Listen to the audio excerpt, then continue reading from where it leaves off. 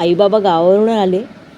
आईने फोन केला मला आणि माझ्या बारक्या बहिणीला, या ग मासवड्यांचा बेत करते, या जेवून जाशाल.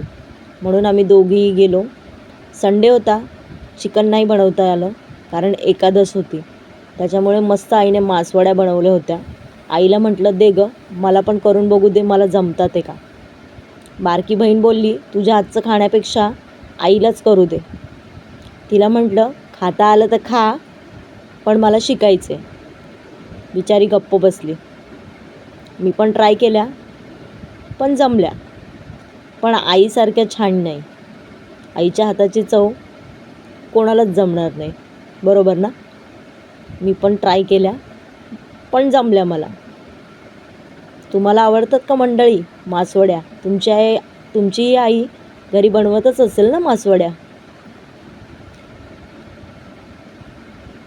मासवड्या हा पारंपरिक बेत असल्यामुळे हा कोणाला आवडणार नाही.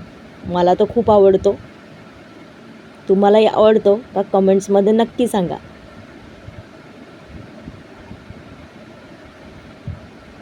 मस्त टॅप टॅप करायचं.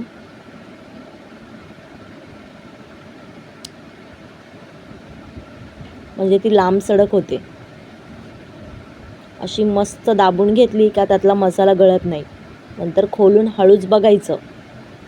बघा किती छान आली आहे ना. फायनली मी शिकले मासवडी कशी बनवायची ती.